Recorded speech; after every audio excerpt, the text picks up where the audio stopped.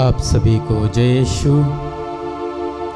इस प्रभात बेला में फिर एक बार हम एक परिवार के रूप में, समुदाय के रूप में या वैयक्तिक रूप में प्रभु को धन्यवाद देने और प्रभु से वरदान मांगने यहाँ पर एकत्रित हुए हैं।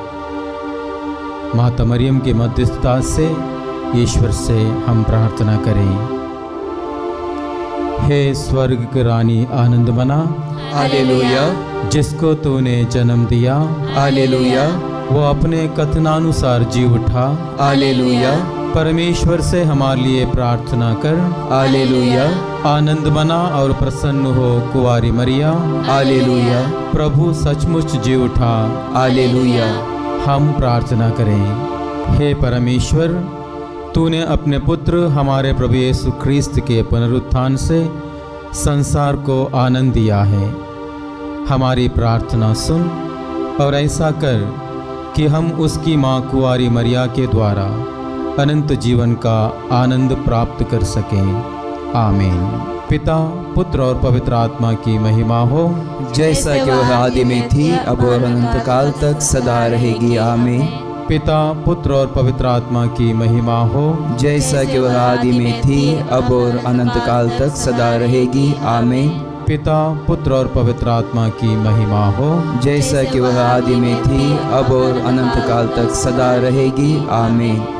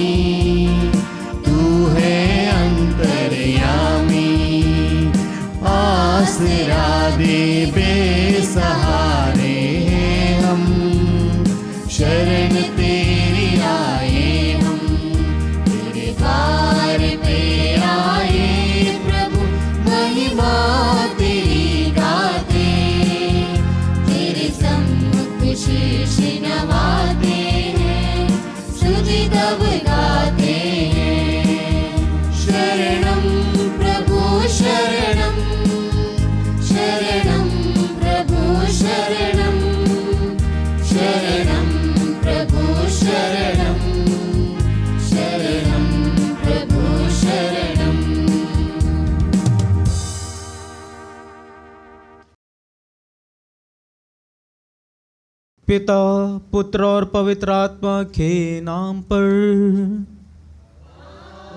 आमीन। हमारे प्रभु यीशु ख्रीस्त की कृपा, ईश्वर का प्रेम तथा पवित्र आत्मा का साहचर्य आप सभी के साथ हो और आपके साथ भी। ख्रीस्त में मेरे प्यारे भाइयों, बहनों और बच्चों, ईश्वर हमारा प्रेमी पिता है। क्योंकि वो हम सभी से प्रेम करते हैं, हम सभी को अपनी कृपा से भर देते हैं, हमारी ज़रूरतों को वो पूरा करते हैं। आज के दिन इस रविवारी मिस्सा बलिदान में भाग लेने के लिए हम लोग यहाँ पर एकत्रित हुए हैं। ईश्वर से प्राप्त सारे वरदानों को हम लोग याद करें। और ईश्वर को हृदय से धन्यवाद दें। साथ ही साथ अगले सप्ताह में जो भी कार्य हम लोग करने वाले हैं, जो भी कामकाज हम करने वाले हैं, उन सभी पर प्रभु की आशीष हम लोग मांगें। आज का ये मिस्सा बलिदान धन्यवाद के रूप में चढ़ा रही हैं सिस्टर मरिया प्रतिभा, जो इस वक्त भागलपुर में कार्मेल कॉन्वेंट की सुपीरियर हैं। वो आज के दिन अपने धार्मिक जीवन के 40 साल संपन्न कर रही हैं।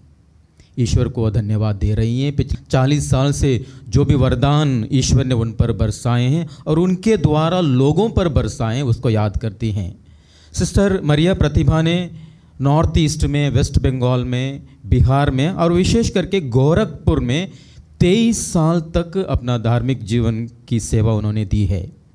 आज हम लोग ईश्वर को धन्यवाद देते हैं उनके लिए, और उनके द्वारा जितने बच्चों को, विशेष करके युवाओं को उन्होंने प्रेरित किया है, उन सभी के लिए हम धन्यवाद देते हैं। प्रभु की महती कृपा उन पर मांगते हैं, जिससे कि भविष्य में भी वो स्वस्थ रहकर कई अन्य लोगों को प्रभु के पास ला सकें। आइए हम सभी लोग इस मिस्सा बलिदान में योग्य रीति से भाग लेने के लिए अपने आप को तैयार करें। अपने सारे पापों को प्रभु के सम्मुख रखें, उनसे और एक दूसरे से क्षमा की याचना करें।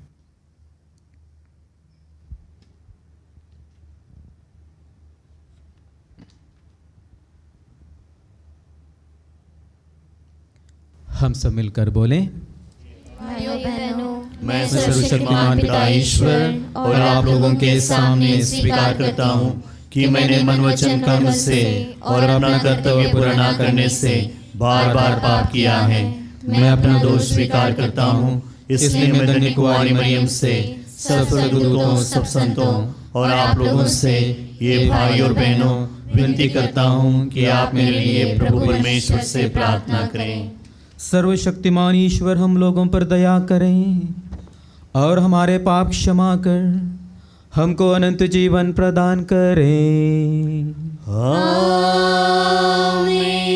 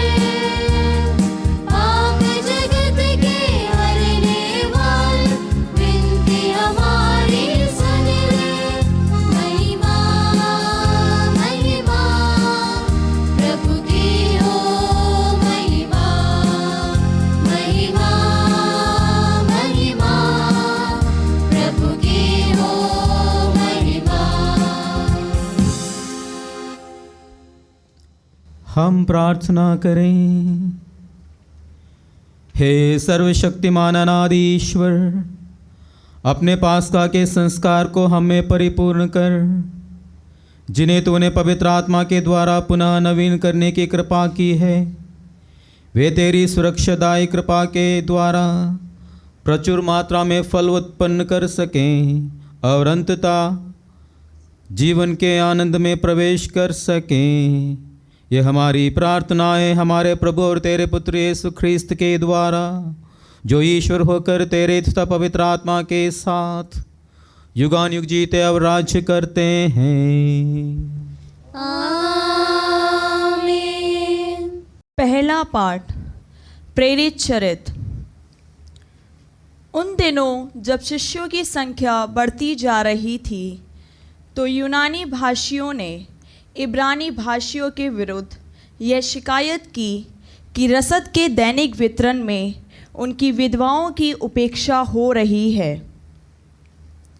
इसलिए बाराओं ने शिष्यों की सभा बुलाकर, यह उचित नहीं है कि हम भोजन परोसने के लिए ईश्वर का वचन छोड़ दें। आप लोग अपने बीच में से पवित्र आत्मा से परिपूर्ण 7 बुद्धिमान तथा ईमानदार व्यक्तियों को चुन लीजिए। हम उन्हें इस कार्य के लिए नियुक्त करेंगे और हम लोग प्रार्थना और वचन की सेवा में लगे रहेंगे। यह बात सबों को अच्छी लगी।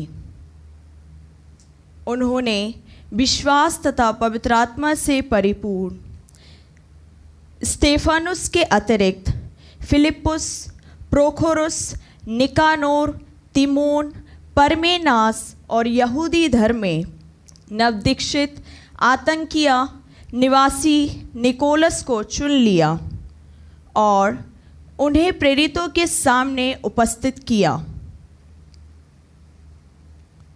प्रेरितों ने प्रार्थना करने के बाद उन पर अपने हाथ रखे। ईश्वर का वचन फैलता गया। यरूशलेम में शिष्यों की संख्या बहुत अधिक बढ़ने लगी और बहुत से याजकों ने विश्वास की अधीनता स्वीकार की। यह प्रभु की वाणी है। ईश्वर को धन्यवाद।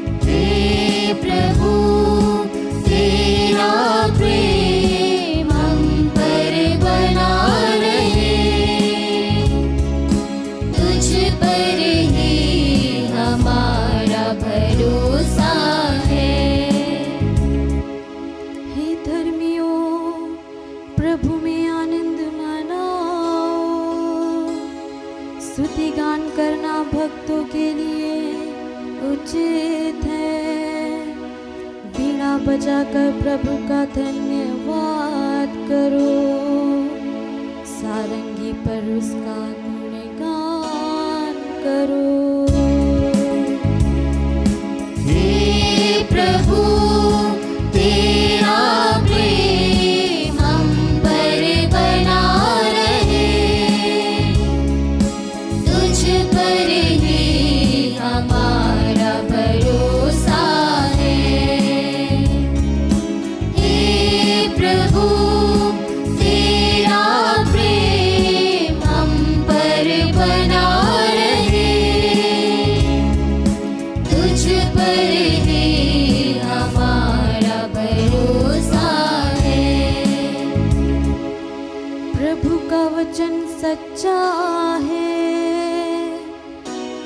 समस्त कार्य विश्वसनीय है। उसे धार्मिकता तथा न्याय प्रिय है। पृथ्वी उसके प्रेम से भरपूर है। हे प्रभु तेरा प्रेम हम पर बना रहे, तुझ पर ही हमारा भरोसा है। हे प्रभु तेरा प्रेम हम पर बना रहे, तुझ पर ही हमारा भरोसा है। प्रभु की कृपा दृष्टि अपने भक्तों पर बनी रहती है, उन पर जो उसके प्रेम से आशा करते हैं कि वह उन्हें मृत्यु से बचाएगा और अकाल के समय उनका पोषण करेगा। हे प्रभु तेरा प्रेम हम पर बना रहे, तुझ पर ही हमारा भरोसा है। हे प्रभु तेरा प्रेम हम पर बना रहे, तुझ पर ही हमारा भरोसा है। संत पेत्रुस के पहले पत्र से आज का दूसरा पाठ।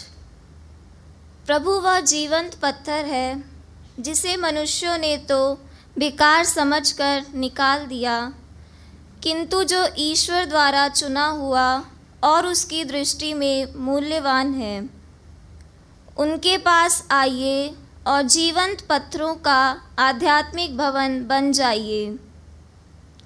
इस प्रकार आप पवित्र याजक वर्ग बनकर ऐसे आध्यात्मिक बलिदान चढ़ा सकेंगे जो यीशु मसीह द्वारा ईश्वर को ग्राह्य होंगे। इसलिए धर्मग्रंथ में यह लिखा है, मैं सियोन में एक चुना हुआ मूल्यवान कोने का पत्थर रख देता हूँ, और जो उस पर भरोसा रखता है उसे निराश नहीं होना पड़ेगा। आप लोगों के लिए जो विश्वास करते हैं वह पत्थर मूल्यवान है। जो विश्वास नहीं करते उनके लिए धर्मग्रंथ यह कहता है, कारीगरों ने जिस पत्थर को बेकार समझकर निकाल दिया था वही कोने का पत्थर बन गया है। ऐसा पत्थर जिससे वे ठोकर खाते हैं, ऐसी चट्टान जिस पर फिसल कर वे गिर जाते हैं। वे वचन में विश्वास नहीं करना चाहते, इसलिए वे ठोकर खाकर गिर जाते हैं। यही उनका भाग्य है। परंतु आप लोग चुना हुआ वंश, राजकीय याजक वर्ग, पवित्र राष्ट्र तथा ईश्वर की निजी प्रजा हैं, जिससे आप उसी के महान कार्यों का बखान करें जो आप लोगों को अंधकार में से निकालकर अपनी अलौकिक ज्योति में बुला लाया। यह प्रभु की वाणी है। ईश्वर को धन्यवाद।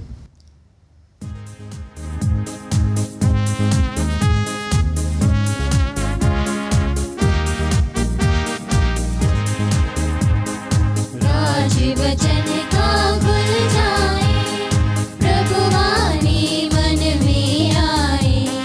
राज वचन का खुल जाए, प्रभु वाणी मन में आए। संग लाए नया जीवन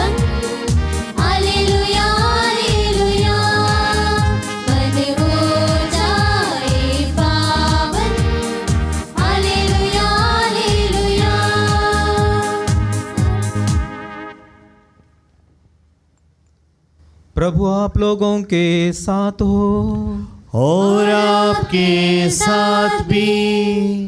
संत योहन के अनुसार पवित्र सुसमाचार। प्रभु की जय। यीशु ने अपने शिष्यों से कहा, तुम्हारा जी घबराए नहीं, ईश्वर में विश्वास रखो और मुझ में भी विश्वास रखो। मेरे पिता के यहाँ बहुत से निवास स्थान हैं, यदि ऐसा नहीं होता तो मैं तुम्हें बता देता, क्योंकि मैं तुम्हारे लिए स्थान का प्रबंध करने जाता हूँ।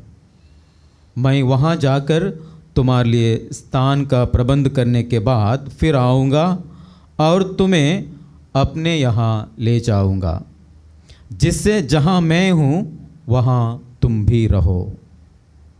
मैं जहाँ जा रहा हूँ तुम वहाँ का मार्ग जानते हो। थॉमस ने उनसे कहा, प्रभु हम यह भी नहीं जानते कि आप कहाँ जा रहे हैं, तो वहाँ का मार्ग कैसे जान सकते हैं? यीशु ने उससे कहा, मार्ग, सत्य और जीवन मैं हूँ। मुझसे होकर गए बिना कोई पिता के पास नहीं आ सकता। फिलिप ने उनसे कहा, प्रभु हमें पिता के दर्शन कराइए, हमारे लिए इतना ही बहुत है। यीशु ने कहा, फिलिप मैं इतने समय तक तुम लोगों के साथ रहा, फिर भी तुमने मुझे नहीं पहचाना? जिसने मुझे देखा है उसने पिता को भी देखा है। फिर तुम यह क्या कहते हो, हमें पिता के दर्शन कराइए? क्या तुम विश्वास नहीं करते कि मैं पिता में हूँ और पिता मुझ में है? मैं जो शिक्षा देता हूँ वह मेरी अपनी शिक्षा नहीं है। मुझ में निवास करने वाला पिता मेरे द्वारा अपने महान कार्य संपन्न करता है।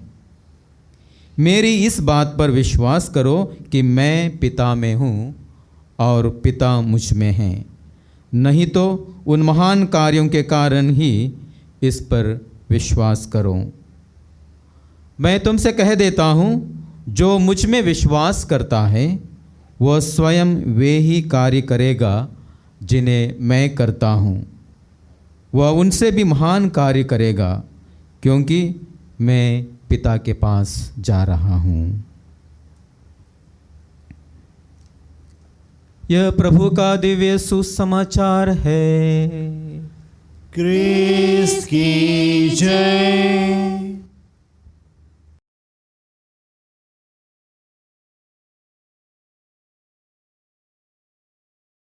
प्रभु क्रिस्त में मेरे प्यारे भाइयों, बहनों और बच्चों, बेंगलुरु शहर के पास एक छोटा सा गांव है जिसका नाम है दोड्डा गुब्बी। इस गांव में एक संस्था है जिसका नाम है होम ऑफ होप। इस होम ऑफ होप में पिछले 20-22 साल से हजारों निराश्रित लोगों को एक तरह से आश्रय दिया है। और आज के दिन उस संस्था में लगभग 1000 लोग, विशेष करके निराश्रित और अनाथ जो हैं, जिनकी देखभाल करने के लिए कोई नहीं है, उनकी देखभाल वहाँ पर की जाती है। और इस संस्था का संस्थापक है थॉमस राजा, जिसको प्यार से ऑटो राजा कहते हैं, क्योंकि वो हमेशा ऑटो चलाया करता था। बहुत ही नेक कार्य है, बहुत ही अच्छा कार्य वो कर रहा है, लेकिन उसका बचपन इतना अच्छा नहीं था। केवल क्लास 3 तक उसने अपनी पढ़ाई की है। बाल्यावस्था में ही वो बहुत ही गलत संग में पड़ गया। चोरी करना, गाली गलौज करना, लड़ाई करना या दूसरों को तकलीफ़ देना, इस तरह के कार्यों में वो लगा रहता था।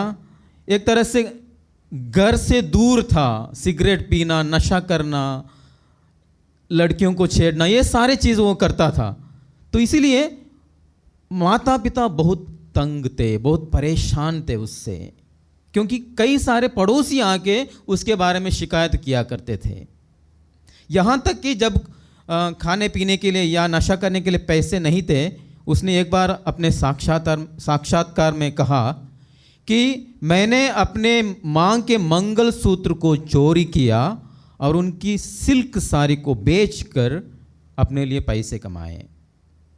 और माता पिता विशेष करके माँ उससे इतनी परेशान थी, क्योंकि बहुत समझाती थी उसको, उसके पिता भी समझाते थे, आस पड़ोस के लोग भी उसको समझाते थे, बेटा जो मार्ग तुमने लिया है वो सही मार्ग नहीं है, वो चीज़ अच्छी नहीं है। लेकिन वो कभी इनकी बातों को नहीं सुनता था। यहाँ तक कि माँ चर्च में जाके इस तरह प्रेयर करती थी कि हे पिता, इस लड़के को तुम इस लोक से उठा ले जा, ये मुझे नहीं चाहिए, ये हमारे लिए हमारे परिवार के लिए और हमारे समाज के लिए कलंक है। इतनी दुखी थी माँ। और ऑटो राजा, थॉमस राजा घर से भाग गया। चेन्नई में जाकर रेलवे स्टेशन में यहाँ वहाँ भटकते हुए फिर वही काम, नशा करना, गाली गलौज करना, चोरी करना, वही काम किया करता था।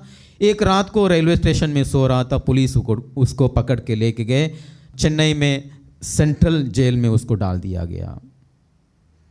सेंट्रल जेल का माहौल इतना खराब था कि वहाँ एक उस घुटन भरे माहौल में उसने प्रार्थना की, हे ईश्वर, अगर तुम मुझे यहाँ से बाहर ले जाओगे तो मैं अपना रास्ता छोड़ दूंगा, जिस रास्ते से मैं चल रहा हूँ मैं उसे छोड़ दूंगा। ईश्वर ने उस पर कृपा दृष्टि डाली। 21 दिन के बाद वो बाहर चला गया और 2 साल के बाद उसने इस संस्था की स्थापना की। आज वो कई सारे लोगों को एक तरह से जीवन प्रदान कर रहा है।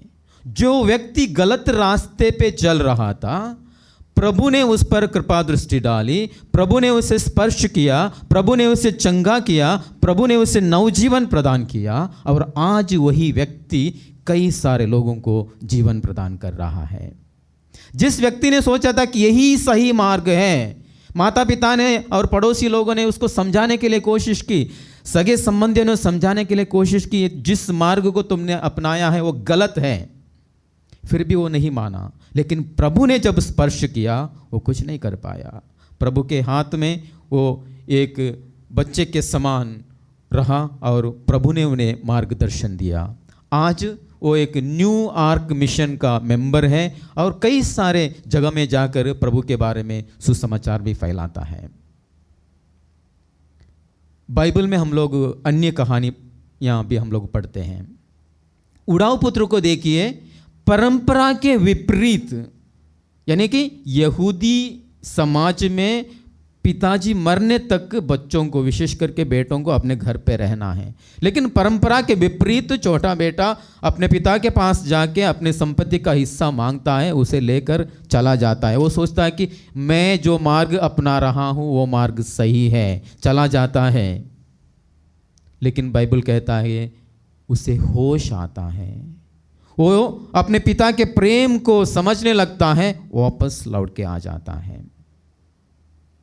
पौलुस को देख लीजिए, मसीही भाई बहनों को सता रहा था, उन पर अत्याचार कर रहा था। उस समय वो सोच रहा था कि जो मार्ग मैंने अपनाया वो सही मार्ग है, लेकिन ईश्वर ने उसे ऐसे फटक दिया कि उठने के बाद उसने कहा कि प्रभु के सिवा मेरे जीवन में कोई नहीं है, अब मैं नहीं बल्कि प्रभु मुझ में जी रहे हैं। तो इस प्रकार हम लोग देखते हैं कि किस प्रकार कई लोग अपने जीवन में प्रभु के मार्ग से दूर चले गए थे, लेकिन प्रभु ने उन्हें स्पर्श किया। एम्माउस के रास्ते पर उस 2 शिष्यों को देखिए, वो एक तरह से दुखी होकर यरूशलेम से, जो ईश्वरीय नगर है, उससे दूर चले जा रहे थे, एक तरह से ईश्वर से दूर चले जा रहे थे। लेकिन प्रभु उन्हें दर्शन देते हैं, प्रभु उन्हें सच्चाई से अवगत कराते हैं, प्रभु उनको रोटी खिलाते हैं और वे तुरंत लौटकर प्रभु को पहचानते हैं, अपने जीवन का मालिक समझकर उन पर विश्वास करने लगते हैं। वही प्रभु यीशु आज हम सभी से कहते हैं, मैं मार्ग, सत्य और जीवन हूँ, मुझसे होकर गए बिना तुम पिता के पास नहीं जा सकते। पुराने व्यवस्था में हम लोग ने देखा कि इजरायली जनता और मूसा 40 साल तक उस मरुभूमि में भटकते रहे, मार्ग ढूंढ रहे थे कहाँ जाने के लिए, प्रतिज्ञात देश जाने के लिए। लेकिन उन सारे मूसा ने और अन्य सारे नबियों ने मार्ग दिखाने के लिए कोशिश की, लेकिन आज प्रभु कहते हैं मैं वो मार्ग हूं, मैं स्वयं मार्ग हूं जिसके द्वारा आप उस प्रतिज्ञात देश के पास जा सकते हैं, उस प्रभु के पास जा सकते हैं। स्तोत्र ग्रंथ अध्याय 25 में हम लोग पढ़ते हैं, वहां पर लिखा हुआ है, स्तोत्रकार कहता है, प्रभु मुझे अपना मार्ग दिखा, सत्य के पथ पर मुझे अग्रसित कर। क्योंकि वो सत्य नहीं जानता था, इसलिए कह रहा है कि मुझे सत्य के पथ पर अग्रसित कर। हम जानते हैं कि कई सारे तत्वशास्त्री, कई सारे ज्ञानी सत्य की खोज में हैं, शताब्दियों से काम कर रहे हैं सत्य क्या है जानने के लिए।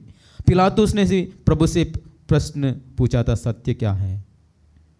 प्रभु आज हम सभी लोगों को कहते हैं, मैं ही सत्य हूं, मैं ही सत्य हूं। स्तोत्रकार आगे अध्याय 85 पद संख्या 7 में ईश्वर से पूछता है, क्या तू हमें नवजीवन प्रदान करेगा? क्या तू हमें नवजीवन प्रदान करेगा? और आज प्रभु यीशु स्वयं कहते हैं कि मैं जीवन हूं। हम लोग ने इस पास्का काल की शुरुआत में हम लोगों ने सुना है कि किस प्रकार प्रभु स्वयं अपने शरीर और लहू को देते हुए कहते हैं, मैं जीवंत रोटी हूँ, मुझे खाओ, मुझे पीओ, मुझ पर विश्वास करो। और हम लोग ने देखा है कि प्रभु यीशु के जीवन काल में कितने लोग प्रभु के वचनों को सुनने के लिए उनके पास जाया करते थे, उस सत्य को पहचान कर उनसे चंगाई का वरदान हासिल कर उन पर विश्वास किया करते थे। आज हम में से प्रत्येक व्यक्ति को प्रभु यीशु बुला रहे हैं उन पर विश्वास करने के लिए, उनके बताए हुए मार्ग पर चलने के लिए, उनके सत्य को पहचानने के लिए और उनके द्वारा जीवन प्राप्त करने के लिए। हम अपने जीवन को 2 दृष्टिकोण से अवलोकन करें। सबसे पहले, क्या मैं उस प्रभु पर विश्वास करता हूं जो आज मुझसे कहते हैं कि मैं सत्य, मार्ग, सत्य और जीवन हूं? क्या मैं दिल से विश्वास करता हूं? क्या मेरा परिवार उस प्रभु पर विश्वास करता है? हम माता पिता, आप सभी माता पिताओं का कर्तव्य बनता है कि अपने बच्चों को प्रभु यीशु के पास आप ले जाएं। हम जानते हैं कि जिस प्रकार यूसुफ और मरियम ने प्रभु को यरूशलेम मंदिर वो लेके गए, एक तरह से ईश्वर का ज्ञान उनको देने के लिए, ईश्वर का अनुभव उनको देने के लिए। आप माता पिता अपने बच्चों को कैटेकिज्म में भाग लेने के लिए, उनको धर्म की बातें सिखाने के लिए कितनी तत्परता दिखाते हैं। दूसरी बात है, हम अपने जीवन में ये भी देखें कि हम किस प्रकार के संस्कार सीखते हैं, हम अपने बच्चों को किस प्रकार के संस्कार सिखाते हैं। कभी कभी हम लोग बोलने लगते हैं कि हमारा बेटा, हमारी बेटी भटक रही है, गलत रास्ते पे चल रही है। तो इसीलिए हमें भी दूसरी दृष्टिकोण से हमें अपने जीवन को अवलोकन करते हुए देखना है, क्या मैं सही मार्ग पर चल रहा हूं?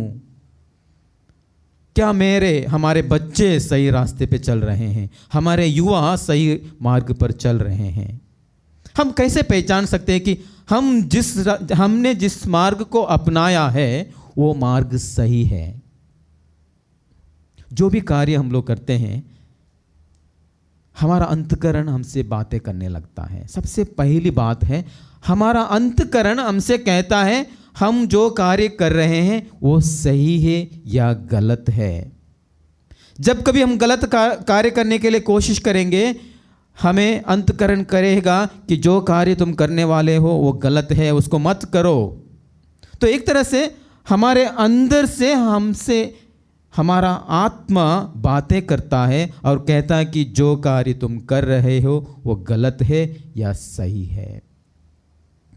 दूसरा एक रास्ता है, जो कार्य हम लोग करते हैं, जो मार्ग हम लोग अपनाते हैं वो सही या गलत देखने के लिए, उसको कहते हैं मामा टेस्ट। एक किताब है जिसका नाम है यू कैन विन, जीत आपकी। शिव खेड़ा इस किताब में एक टेस्ट हम सभी को देते हैं जिसका टेस्ट है मामा टेस्ट। मामा टेस्ट में क्या करना है? जब वो कहते हैं हम जहाँ कहीं भी हो, घर में हैं या बाहर, अकेले हैं या किसी लोगों के साथ, जो भी कार्य हम लोग करते हैं उस समय हमें एक प्रश्न अपने आप से पूछना है।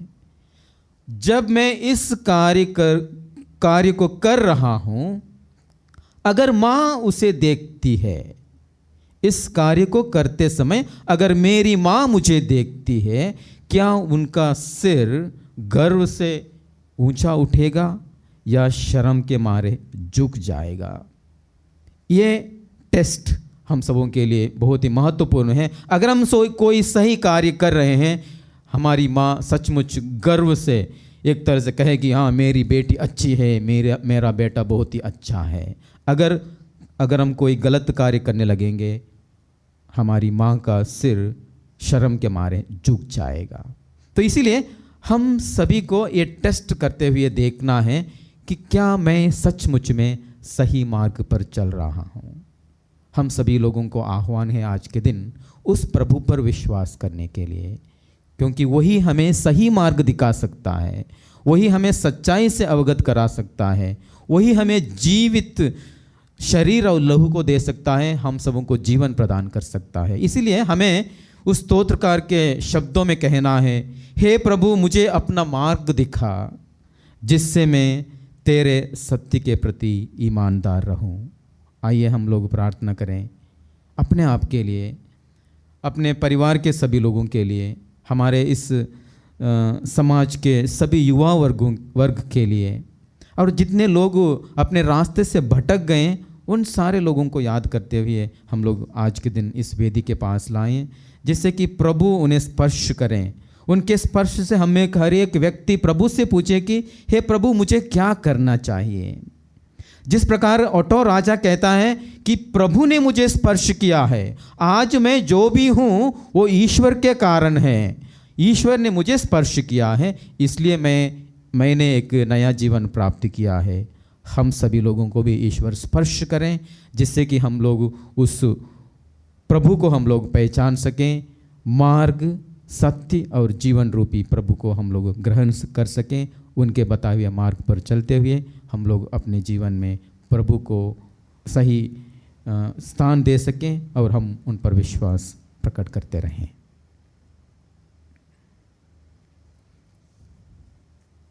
आइए हम सभी खड़े होकर अपने विश्वास को हम लोग प्रकट करें।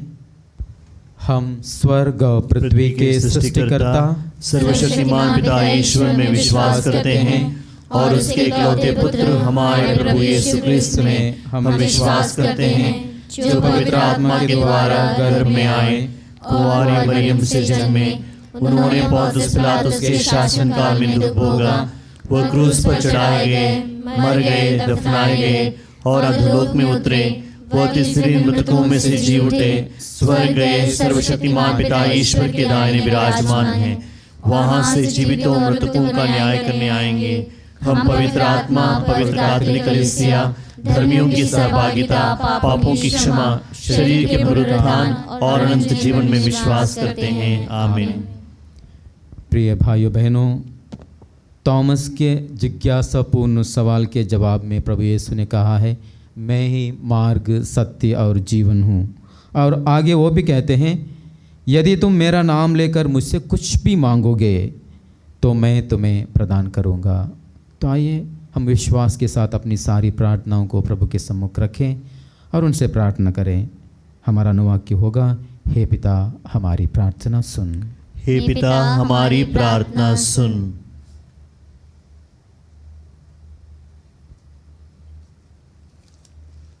हम सन पिता सभी धर्माध्यक्षों, याजकों, धर्म बंधुओं एवं धर्म बहनों के लिए प्रार्थना करते हैं कि वे कलीसिया के अगुवा होने के नाते लोगों को मुक्ति की राह पर ले सके। इसके लिए हम पिता ईश्वर से प्रार्थना करते हैं, हे पिता हमारी प्रार्थना सुन। कैथोलिक कलीसिया हर विश्वासी की ज़रूरतों को पूरा करने की कोशिश करे, ताकि कोई भी ज़रूरतमंद व्यक्ति भूखा या प्यासा ना रहे या अकेलापन महसूस नहीं करे। इसके लिए हम पिता ईश्वर से प्रार्थना करते हैं। हे पिता, हमारी प्रार्थना सुन। उन लोगों के लिए प्रार्थना करें जो बीमारी, बेरोजगारी या किसी अन्य कारणों से दर्द या दुख में हैं, हताश या निराश हैं, उनकी मुश्किलों क्षणों में हो सके। इसके लिए हम पिता ईश्वर से प्रार्थना करें। हे पिता, हमारी प्रार्थना सुन।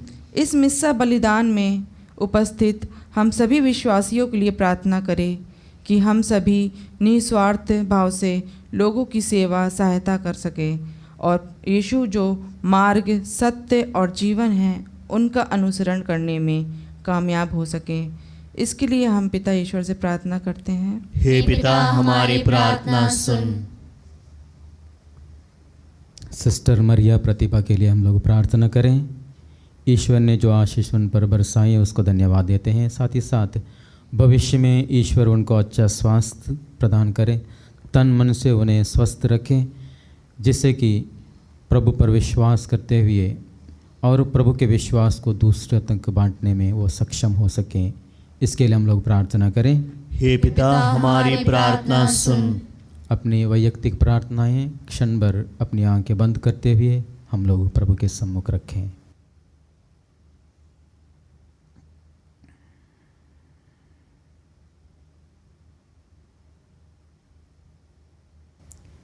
हे प्रेममय दयालु पिता, हम तेरे पुत्र यीशु को हमें देने के लिए तुझे धन्यवाद देते हैं, जिन्होंने अपने वचनों और कर्मों के माध्यम से तुझे पिता के रूप में हमें प्रकट किया है।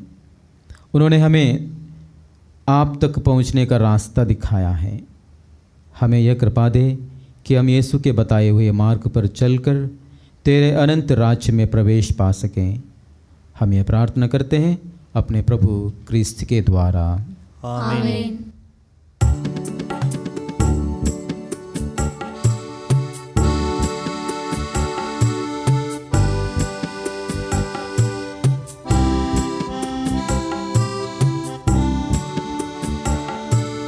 जो भी हमारा वो सब है तेरा, तेरे सिवा क्या है जग में हमारा। जो भी हमारा वो सब है तेरा, तेरे सिवा क्या है जग में हमारा। तू सबका स्वामी, हम हैं अकिंचन, तुझको भला क्या करे समर्पण। हम भेंट करते हैं जीवन प्रभु, कर ले स्वीकार ये उपहार तू। हम भेंट करते हैं जीवन प्रभु, कर ले स्वीकार ये उपहार तू। भर के प्याला हम आंसुओं से रखते से, तब चरणों में सपने सुहाने मधुर मनोरथ रोटी के संग सजा के लाए। सपने सुहाने मधुर मनोरथ रोटी के संग सजा के लाए। जो भी हमारा वो सब है तेरा, तेरे सिवा क्या है जग में हमारा। जो भी हमारा वो सब है तेरा, तेरे सिवा क्या है जग में हमारा। भाइयों बहनों बच्चों, प्रार्थना कीजिए कि सर्वशक्तिमान पिता परमेश्वर मेरा और आप लोगों का यह बलिदान ग्रहण करें। प्रभु अपने नाम की स्तुति तथा महिमा के लिए और हमारे तथा अपने समस्त पवित्र कलीसिया के लाभ के लिए आपके हाथों से यह बलिदान ग्रहण करें।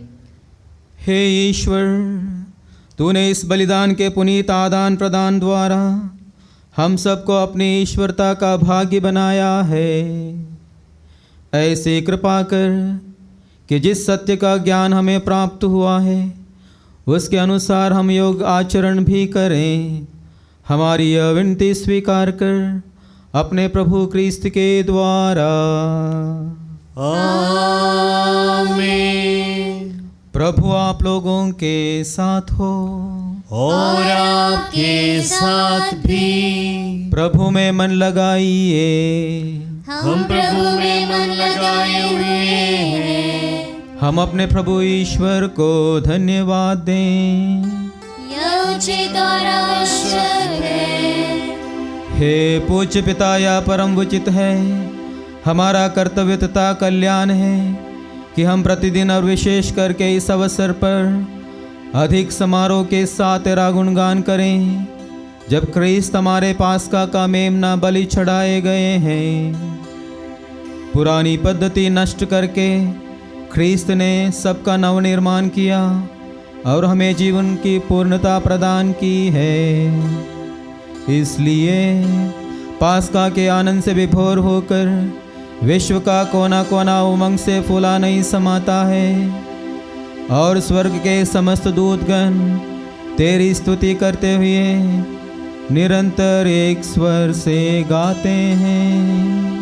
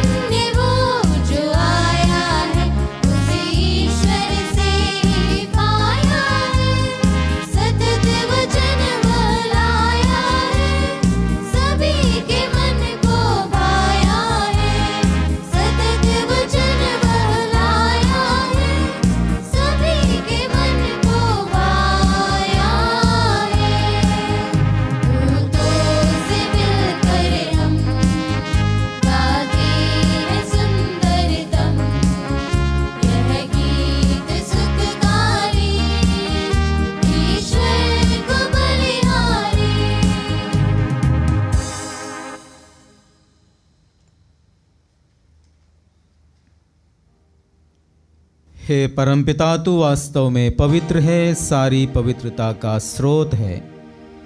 हम तुझसे निवेदन करते हैं, तो यह उपहार अपनी आत्मा के संस्पर्श से पवित्र कर दे कि हमारे प्रभु यीशु क्रिस्त का शरीर तथा रक्त बन जाए। जिस रात को यीशु स्वेच्छा से मृत्यु के लिए सौंपे गए, उन्होंने रोटी ली, तुझे धन्यवाद दिया और रोटी तोड़कर उसे अपने शिष्यों को देते हुए कहा, तुम सब इसे लो और इसमें से खाओ, यह मेरा शरीर है जो तुम्हारे लिए बलि चढ़ाया जाएगा।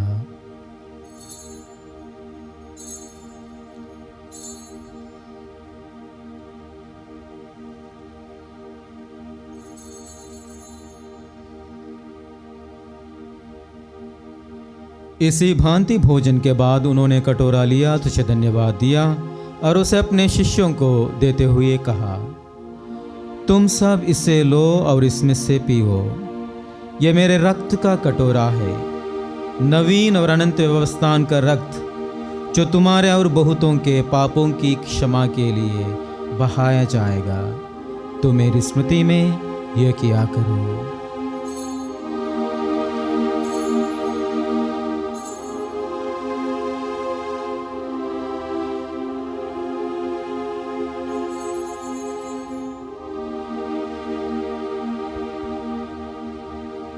यह है हमारे विश्वास का रहस्य।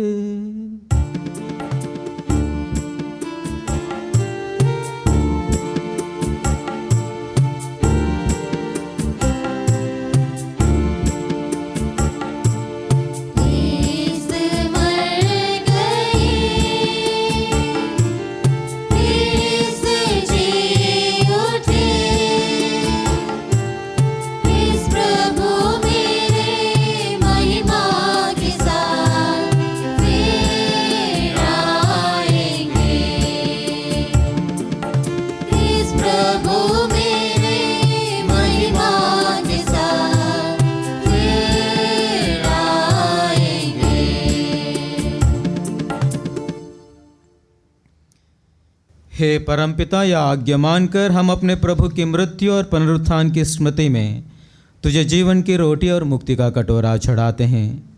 हम तुझे धन्यवाद देते हैं कि तूने हमें अपने सम्मुख उपस्थित होने और अपनी सेवा करने का सौभाग्य प्रदान किया है। हमारा नम्र निवेदन है कि हम सब जो ख्रीस्त का शरीर तथा रक्त ग्रहण करते हैं, पवित्र आत्मा के द्वारा एकता के सूत्र में बंधे रहें।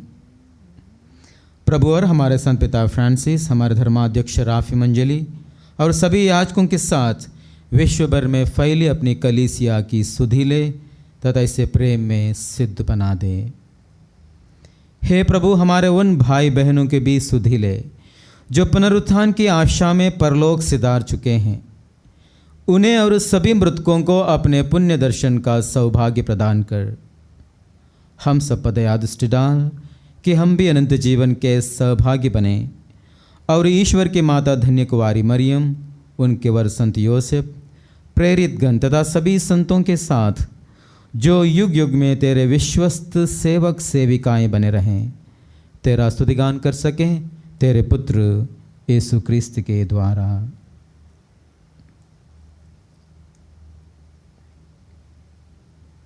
इन्हीं प्रभु क्रिस्त के द्वारा, इन्हीं के साथ और इन्हीं में, हे सर्वशक्तिमान पिता ईश्वर, पवित्र आत्मा के साथ तुझे समादर तथा महिमा युगान युग मिलते रहते हैं। आमीन।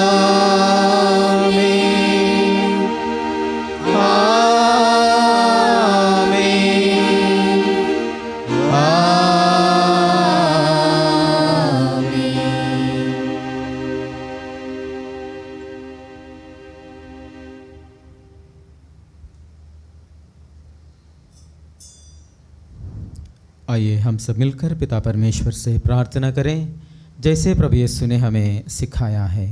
हे हमारे पिता जो स्वर्ग में है, तेरा नाम पवित्र किया जाए, तेरा राज आवे, तेरी इच्छा जैसे स्वर्ग में है वैसे पृथ्वी पर भी पूरी हो। हमारा प्रतिदिन का आहार आज में दे और हमारा अपराध में क्षमा कर, जैसे हम भी अपने अपराधियों को क्षमा करते हैं, और मैं परीक्षा में ना डाल परंतु से बचा। हे प्रभु, हम तुझसे प्रार्थना करते हैं सभी बुराइयों से हमें बचा और इस जीवन में हमें कृपा पूर्वक शांति प्रदान कर। हम तेरी दया से सदा पाप से दूर और हर विपत्ति से सुरक्षित रहें और उस दिन की प्रतीक्षा करते रहें जब हमारे मुक्तिदाता यीशु ख्रिस्त फिर प्रकट होकर हमारी मंगलमय आशा पूरी करेंगे। क्योंकि तेरा राज्य, तेरा सामर्थ्य और तेरी महिमा अनंत काल तक बनी रहती है। हे प्रभु यीशु ख्रिस्त ने अपने प्रेरितों से कहा है, मैं तुम्हारे लिए शांति छोड़ जाता हूँ और अपनी शांति तुम्हें प्रदान करता हूँ। तू हमारे पापों पर नहीं बल्कि अपनी कलीसिया के विश्वास पर दृष्टि डाल और उसे शांति तथा एकता प्रदान कर। तो युगानुग जीता राज्य करता है। आमीन। प्रभु की शांति सदा आप लोगों के साथ रहे और आपके साथ भी। हम परस्पर शांति अभिवादन करें। क्रिस्त की शांति।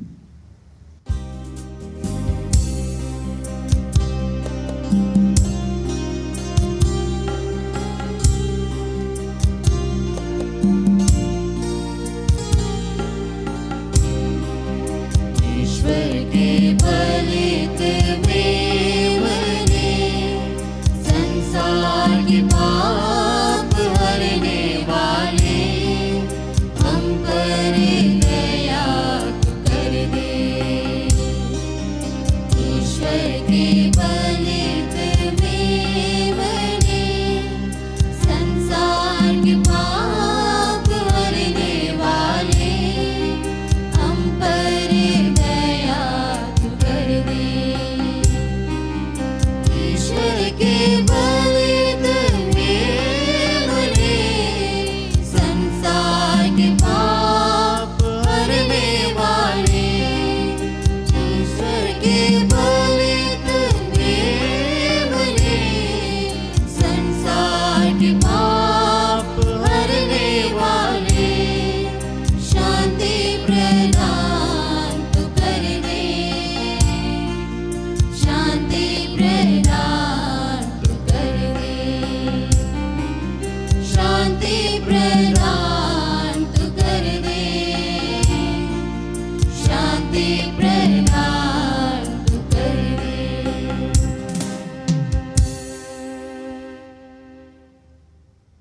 देखिए प्रभु यीशु ख्रिस्त ईश्वर का मेमना, जो संसार के तथा हम सभी के पाप हर लेते हैं, जिन्होंने कहा है मार्ग सत्य और जीवन मैं हूँ।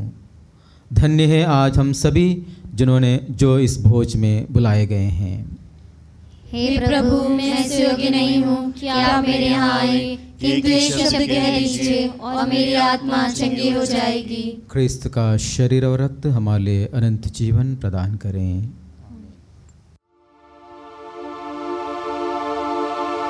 प्यारे भाई और बहनों, यह पावन क्षण प्रभु यीशु को शरीर और लहू में ग्रहण करने का समय है।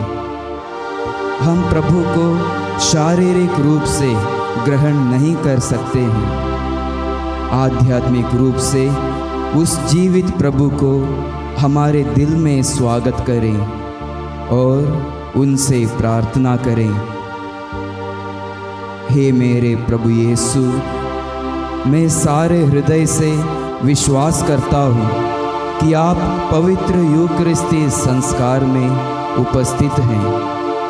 हे प्रभु, मैं सभी चीज़ों से बढ़कर तुझे प्रेम करता हूँ और मेरी यही अभिलाषा है कि आप मेरे आत्मा में आकर बस जाएं, क्योंकि हे प्रभु, मैं तुझे आज ग्रहण करने में असमर्थ हूँ। हे प्रभु, आध्यात्मिक रूप से आकर मेरे हृदय में समा जाइए। हे यीशु, मैं आज तुझ में एक होना चाहता हूँ और तुझ में समा जाना चाहता हूँ। हे प्रभु, यह कभी ना होने पाए कि मैं तुमसे कभी अलग हो जाऊँ। आमीन।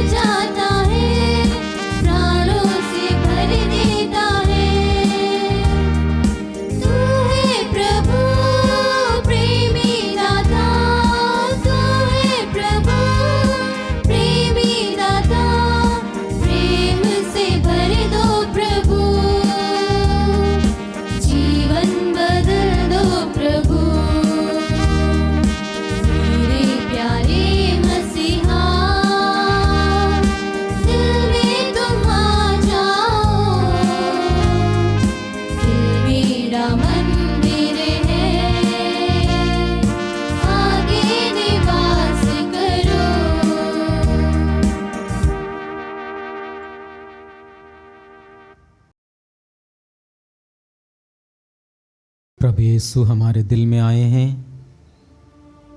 क्वेश्चन के लिए अपनी आंखें हम लोग बंद करें। उस प्रभु को हमारे दिल में एहसास करें। प्रभु ने हमें अपने शरीर और लहू से पोषित किया है, अपने वचनों से हमें प्रेरित किया है, उन पर विश्वास करने के लिए कि वही मार्ग, सत्य और जीवन हम सबों को आह्वान किया है। धन्यवाद देते हैं हम अपने माता पिताओं को, अपने भाई बहनों को, टीचर्स और जितने लोगों ने भी हमें प्रभु तक पहुंचने का मार्ग दिखाया है, जिन्होंने हमें अपने जीवन में सही मार्ग दिखाया है। उन तमाम लोगों को हम धन्यवाद देते हैं और ईश्वर की आशीष उन सभी पर हम लोग मांगते हैं। हे प्रभु, हम में से प्रत्येक को तो अपनी कृपा से भर दे, जिससे कि हम सदा आप पर विश्वास कर सकें कि आप ही हमें सही मार्ग दिखा सकते हैं। आप ही सच्चे ईश्वर हैं, आप ही हम सभी को जीवन प्रदान कर सकते हैं। इसी विश्वास में आगे बढ़ने के लिए आपकी कृपा हम सभी को प्रदान कीजिए।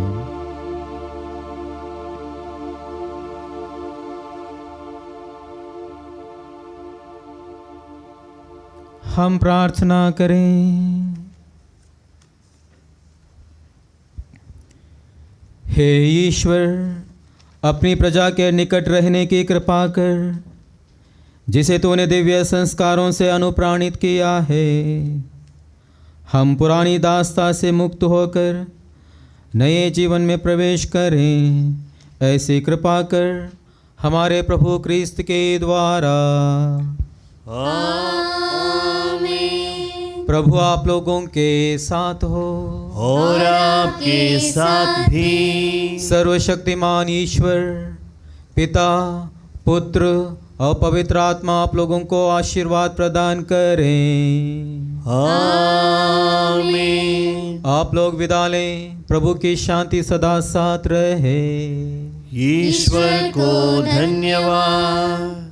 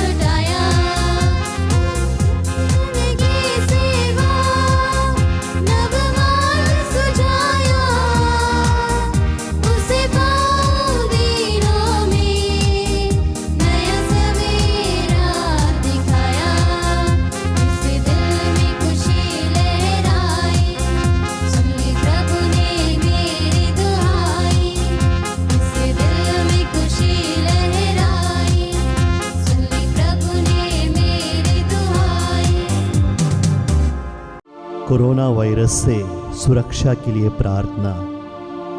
हे सर्वशक्तिमान दयालु ईश्वर, तू जो समस्त सृष्टि के प्रति अपना प्रेम प्रकट करता है, हमारी प्रार्थनाओं को जो हम संसार भर में कोरोना वायरस से पीड़ित लोगों के लिए कर रहे हैं, कृपा पूर्वक सुन ले।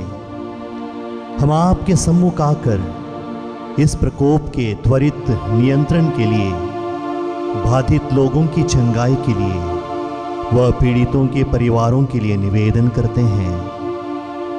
हम उन तमाम चिकित्सकों व वैज्ञानिकों के लिए प्रार्थना करते हैं जो इस रोग के उन्मूलन के लिए औषधि की खोज में लगे हैं, जिससे अति शीघ्र ही उचित दवा की खोज हो सके।